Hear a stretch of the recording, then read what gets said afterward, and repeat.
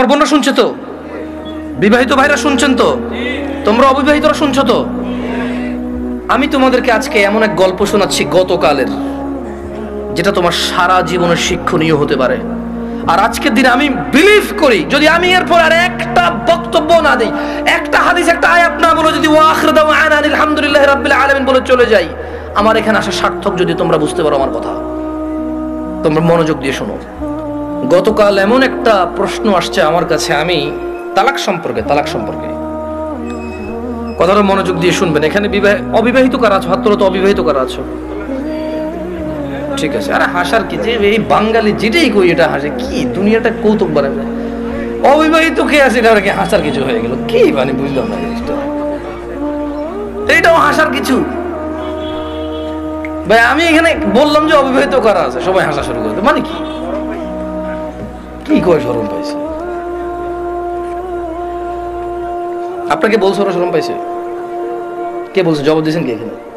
আপনার তো জবাব তো ঠিক হয় না ওদের পক্ষ থেকে। ওরা তো বলেন ওরা শরম পাইছে, ওদের কাছে মনে হয়েছে হুজুর এখন কৌতুক করবে। বিবাহিত যারা আছো হাত তোলো তো। মাশাআল্লাহ, তাবারকা, বসেন। তো আমি তেমন কখনো ব্যক্তিগত বিষয়ে তেমন বলি না মাহফিলে, এটা আপনারা অনেকে হয়তো জানেন যারা আমাকে চেনেন।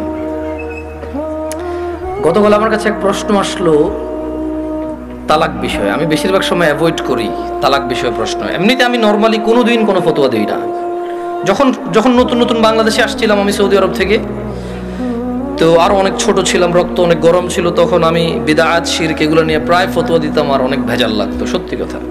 আল্লাহ আমাকে আশ্রয় দিয়েছে। পরে আমার উস্তাদরা, বড়রা যারা আছে, তারা আমাকে বললো যে জামশেদ তুমি ফতোয়া দিও না, কোরআন সুন্নাহ থেকে মানুষকে তুমি আহ্বান করো, ভালোর দিকে ডাকো, মন্দর দিকে নিষেধ করো, আল্লাহ তোমাকে যতটুকু তৌফিক দিয়েছে।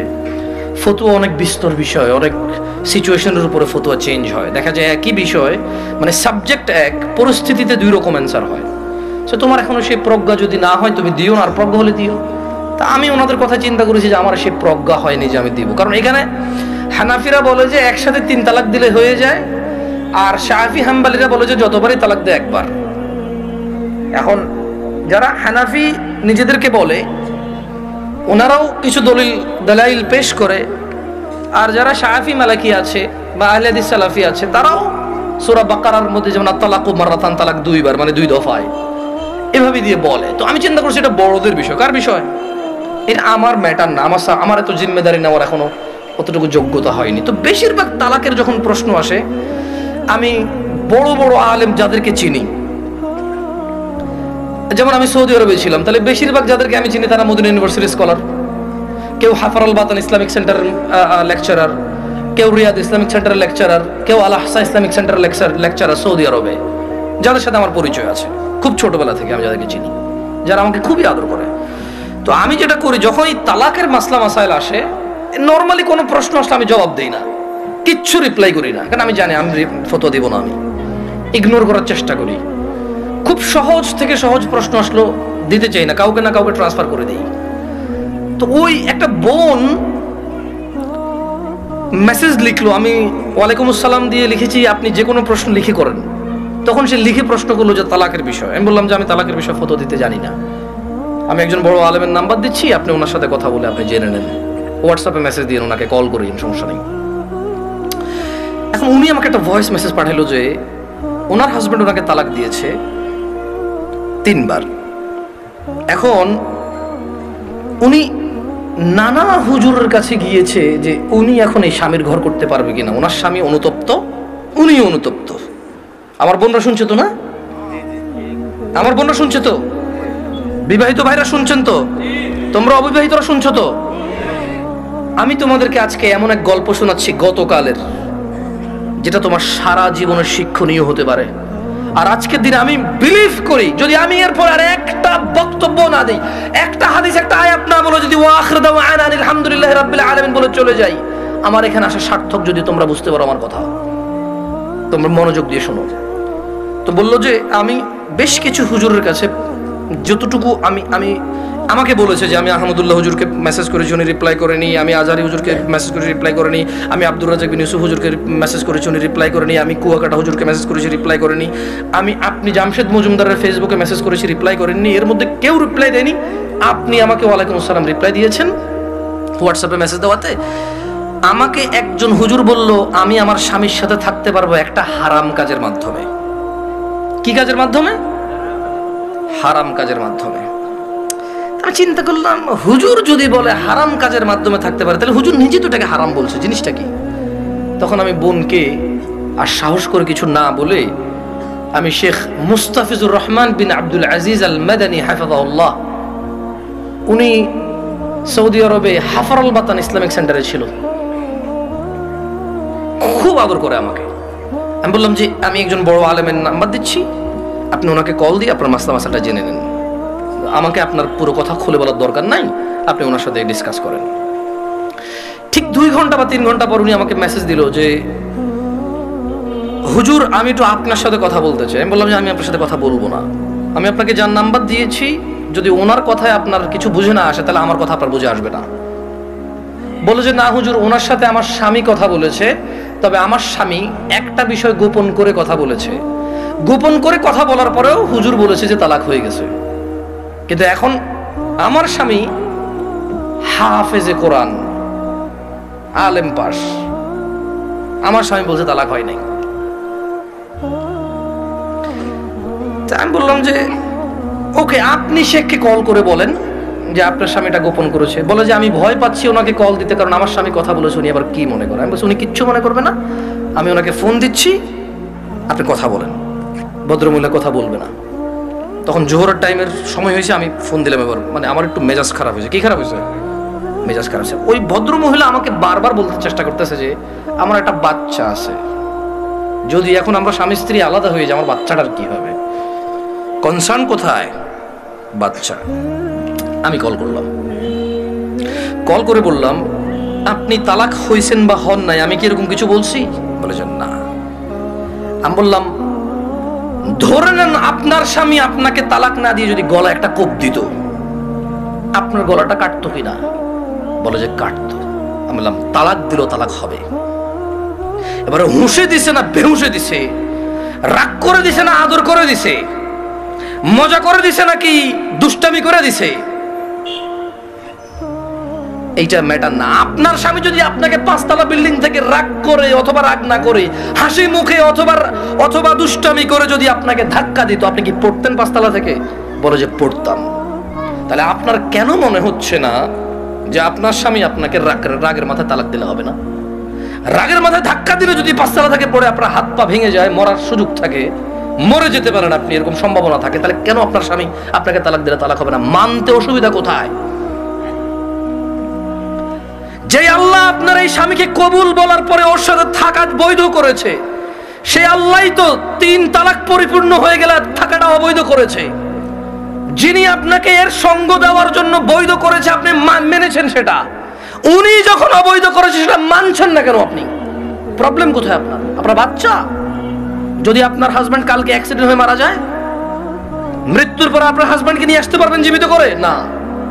যদি আপনি মারা যান কালকে, আপনার এই বাচ্চা কি মাহারা হবে না? হবে। ওকে, আপনার দুইজনই উভয় মারা গেলেন, কোনো অ্যাক্সিডেন্টে বাচ্চাকে রেখে গেলেন, বউ জামাই গেলেন কোথাও ঘুরতে বা ডাক্তার দেখাইতে, অ্যাক্সিডেন্টে 2 জন মারা গেলেন, আপনার এই বাচ্চা থাকবে কিনা? বলে থাকবে। তো তখন আপনাকে কি ফিরাতে পারবে কেউ মৃত্যু থেকে? না। তা আপনি কেন আল্লাহর বিধান মানতে এত অসুবিধা হচ্ছে যদি পরিপূর্ণ তালাক হয় আপনার? আমি বললাম শেখকে কি প্রশ্ন করেছে? বলে যে ও আমাকে বিয়ের পরে, মেয়ের বয়স মাত্র 18 বছর, ওয়াল্লাহ ভাই আমি কথা বলতাম না, আমাকে ভয়েসে বলেছে যে ভাই আমার বয়স মাত্র 18, আমার একটা বাচ্চা আছে, আমার স্বামী খুব বদমেজাজি, আমাকে তালাক দিয়েছে, এখন ও অনুতপ্ত থাকতে চাই। কত বছর বয়স মেয়ের? শুধু 18, একটা বাচ্চার মা। যে বাচ্চা, ওই বাচ্চার বয়স আমাকে বলেছে যে 3 মাস বা 3 বছর, আমার সঠিক মনে নাই, এরকম কিছু বলেছে। আমি বললাম আপনি কি মানে নিজে নিজে পছন্দ করে বিয়ে করেছেন নাকি বাবা মা পছন্দ করে বিয়ে দিয়েছে? বললো যে বাবা মা পছন্দ করে বিয়ে দিয়েছে। আমি বললাম বিয়ের আগে স্বামীকে চিনতেন না? বলে যে না। আমি বললাম আপনার স্বামী নামাজ পড়ে না, ঠিক না? বলে যে হ্যাঁ। আমি বললাম আপনার স্বামী তো নামাজ পড়ে না, ঠিক না? হ্যাঁ। আমি বললাম আপনার স্বামী হুজুর আলেম এগুলো বলে লাভ কি, হাফেজ বলে লাভ কি? ও তো নামাজই পড়ে না, ও তো ধর্মর কোনো মূল্যায়নই করে না। ও আপনাকে তালাক দেয় আবার রাখে, আবার তালাক দেয় আবার রাখে, আবার তালাক দেয় আবার রাখে, এখনো আপনাকে রাখতে রাজি আর আপনি ওর কাছে থাকতে রাজি। তো বললো যে প্রথমে একদিন তালাক দিল, তালাক দেওয়ার পর ওনার স্বামী বিলিভ করে একসাথে 3 তালাক দিলে তালাক হয়ে যায়। ওনার স্বামীর এটা দেখেন, আমি আবার বলি, এটা আমি বলছি না, উনি বলছে যে ওনার স্বামী হাফেজ এবং আলেম পাশ মেবি, বা হাফেজ এটা কনফার্ম আমি।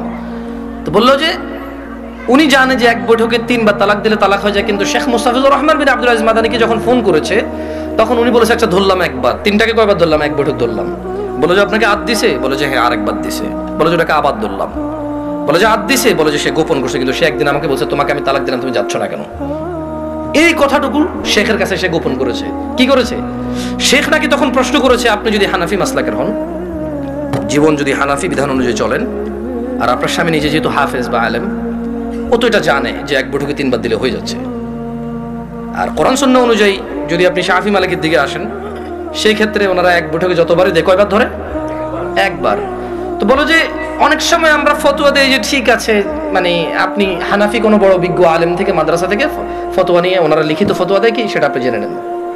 মানে তালাক নিয়ে তেমন কেউ ভেজাল করতে চায় না, কারণ মারামারি কাটাকাটি হয়ে যাবে, বোঝেন নাই, মিছিল মিটিং হয়ে যাবে। এক গ্রুপ বলবে তালাক হয়ে গেছে, আরেক বলবো হয় নাই, বলবে যে জানা করতেছে ও মুখুজুরের কথায়। ভাই এটা বিশাল বড় একটা প্রবলেম, বুঝছেন না? বোঝেন নাই, সত্যি আমার পক্ষে সলভ করা সম্ভব না। তখন আমি ওই বোনকে বললাম যদি আপনার তালাক হয়ে যায় চলে যান,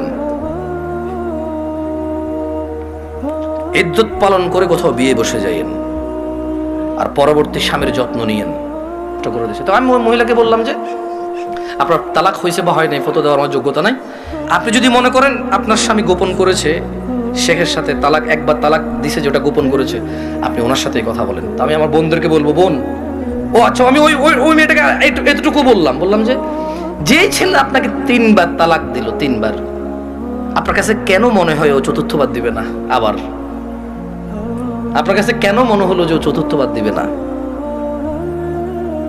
আর এই তো আপনি এই স্বামী ছাড়া থাকতে পারবেন না, আপনার একটা বাচ্চা আছে, কেন আপনি স্বামীর সাথে এমন ব্যবহার করলেন যে ও তালাক পর্যন্ত গিয়ে পৌঁছালো? ওর উপায় কি? ওই বেচারার উপায় কি? ধরলামও খারাপ, ওর চেয়ে নিকৃষ্ট পুরুষ আর এই পৃথিবীতে আমি ধরে নিলাম। আপনি যদি ওর সাথে এমন ব্যবহার করেন যে ও তালাক দেওয়া ছাড়া রেখে উপায় নাই, একটা ঘরে আগুন লেগে গেছে, বের হবে না মানুষ বের হবে না? এই দরজা বন্ধ, সেই দরজা বন্ধ, সেই দরজা বন্ধ, জানালা দিয়ে হলো তো মানুষ বের হবে না?